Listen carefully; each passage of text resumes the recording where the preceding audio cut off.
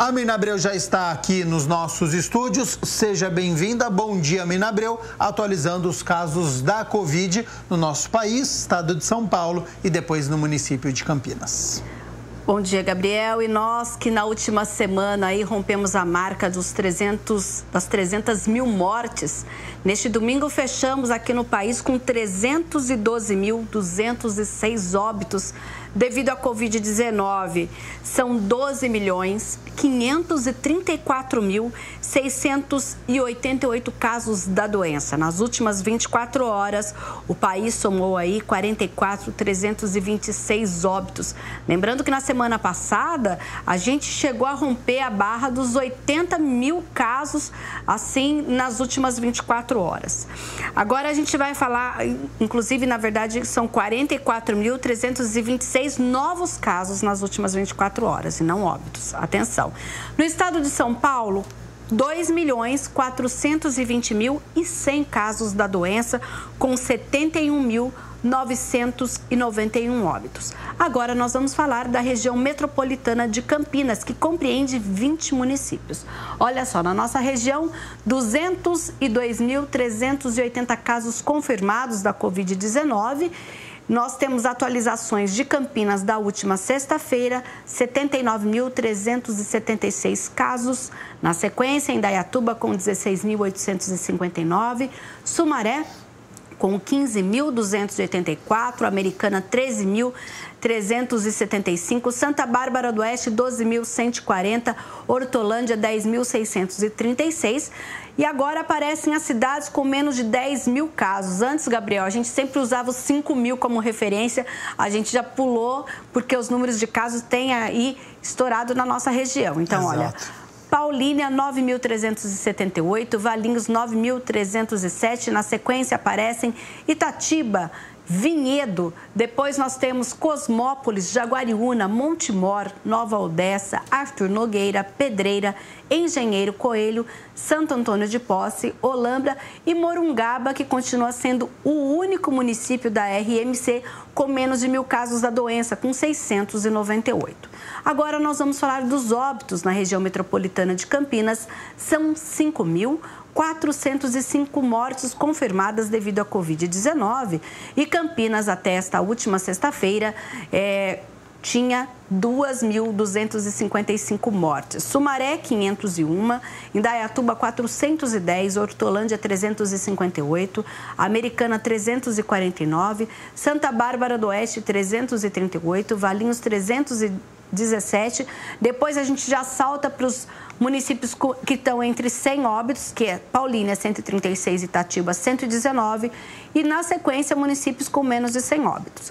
Nova Odessa, depois aparecem Montemor, Vinhedo, Jaguariúna, Cosmópolis, Arthur Nogueira, Pedreira, Engenheiro Coelho, Santo Antônio de Posse, Morungaba e Olambra, que é a única cidade que tem menos de 10 óbitos. Morungaba tem menos de casos, mas tem 15 óbitos, e Olambra tem um número a mais, mas aí chega em óbitos, 8 óbitos apenas em Olambra. De acordo com a última atualização, no município de Campinas, que foi na sexta-feira, 870 casos a mais, o que preocupa as autoridades e, logicamente, toda a população, porque está muito alta a incidência do vírus em toda a nossa cidade, em todas as regiões. Então, 870 pessoas testaram positivo para a doença, a atualização da última sexta-feira. Em relação ao número de óbitos, de acordo com a última atualização, 29 pessoas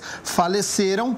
Já a Mina vai detalhar, mas a gente tem uma menina de 13 anos, depois homem de 38, um outro de 42, uma mulher de 44, mais um homem de 51, 54, uma mulher de 56 anos, o que mostra que essa faixa etária continua muito baixa, né? Abaixo dos 60 anos, as pessoas estão falecendo em decorrência da Covid-19, e a gente tem uma explicação sobre a menina de 13 anos, né, Isso, a menina de 13 anos é aquela que já havia sido noticiada, mas agora nós tivemos aí a comprovação. A causa do óbito foi síndrome inflamatória multissistêmica pediátrica pós-Covid, que caracteriza-se por inflamações da parede dos vasos sanguíneos de órgãos como os rins, articulações, sistema nervoso central e vias respiratórias. A gente tem tido aí bastante notícia de casos de síndrome pós-Covid, que é aquele caso em que a pessoa, na verdade, teve a Covid, em tese, sarou, mas tem aí essa síndrome pós-Covid que trata de todas essas inflamações das articulações, de outros órgãos, ou seja, afetando... Tem a alta do hospital, mas ela fica com uma sequela e depois esta sequela pode levar a um caso mais grave. Sim, no caso dessa menina de 13 anos e de outros pacientes que têm sido noticiados, é o que tem acontecido na cidade. Então, a gente pode observar, quando a gente fala desses números, a gente percebe, olha, 7 óbitos em pacientes com menos de 60 anos, que é aquilo que as autoridades sanitárias têm falado muito, do aumento das internações de pacientes com menos de 60 anos. E falando em internações, na última sexta-feira nós chegamos aí, olha, a 98,19% das ocupações. Nós tínhamos quase 200 pacientes aguardando por uma internação na enfermaria ou na UTI. Nós temos 157 leitos municipais, ou seja, leitos que foram abertos nas últimas semanas, 100% ocupados.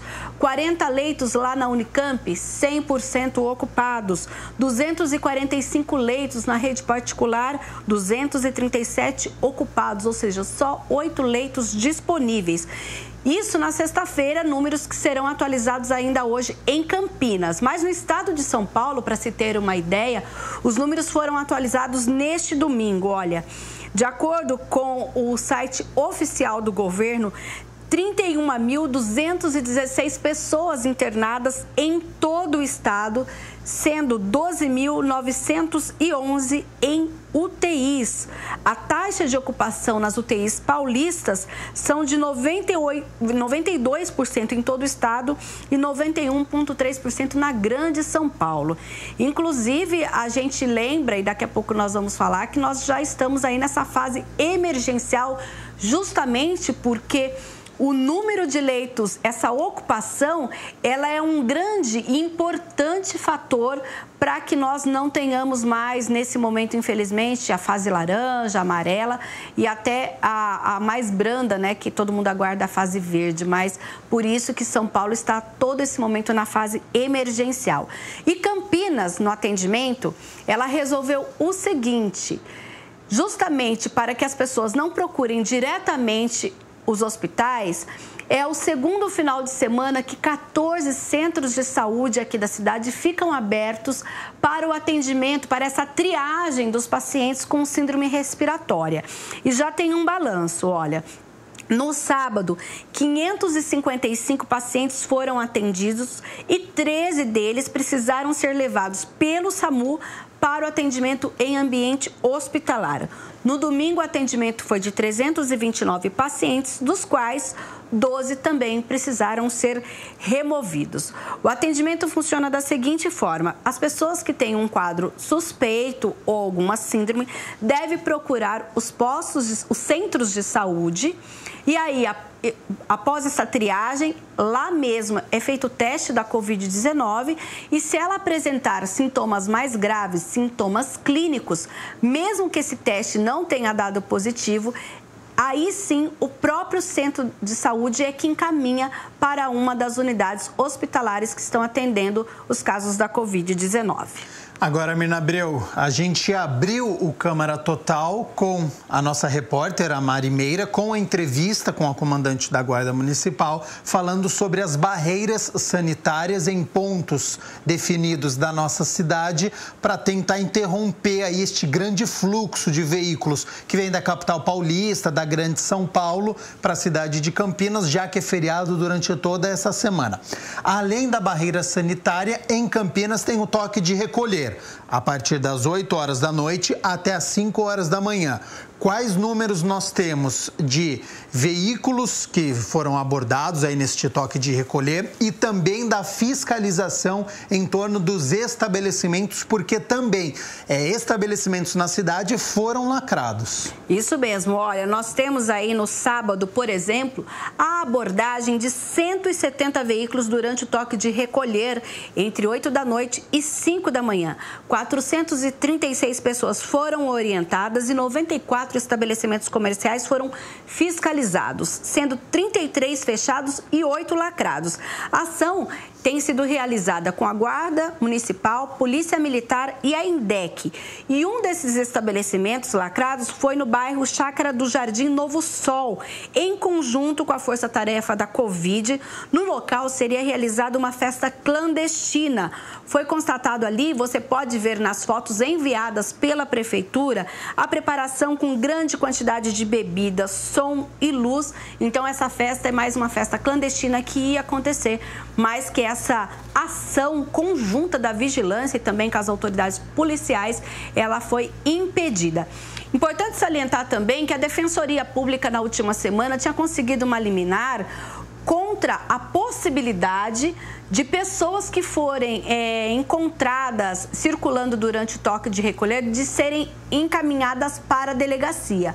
Mas aí o Tribunal de Justiça já derrubou essa liminar, portanto, toque de recolher, e se a autoridade resolver levar essas pessoas, por exemplo, em festas clandestinas, em aglomerações, até a delegacia para abertura de um boletim de ocorrência, elas vão posteriormente responder por essa responsabilidade e tudo mais contra a política e contra esse decreto que trata das questões sanitárias.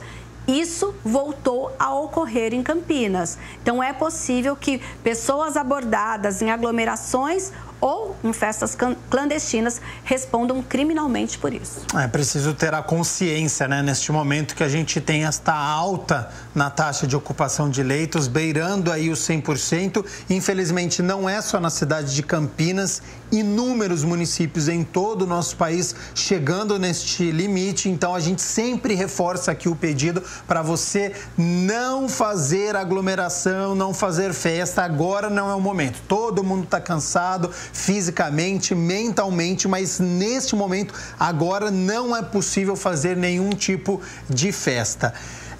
O governo do estado, ele tinha determinado essa fase emergencial, lembrando, né, naquele plano São Paulo, que tem a fase amarela, a fase vermelha. Neste momento, a gente está na fase emergencial. A princípio seria de 15 de março até 30 de março, mas isso foi prorrogado, né? Foi prorrogado, sim. O anúncio foi feito na última sexta-feira e nós teremos a fase emergencial até o dia 11 de abril, com a manutenção das restrições mais rígidas, justamente para tentar aí conter a sobrecarga nos hospitais e além do aumento dos novos casos no estado de São Paulo. O anúncio foi feito pelo vice-governador. Prorrogação da fase emergencial até o dia 11 de abril. Portanto, em virtude dos números da pandemia, da insistência do crescimento da pandemia, apesar de todas as medidas adotadas, o governo de São Paulo prorroga até o dia 11 de abril a fase emergencial.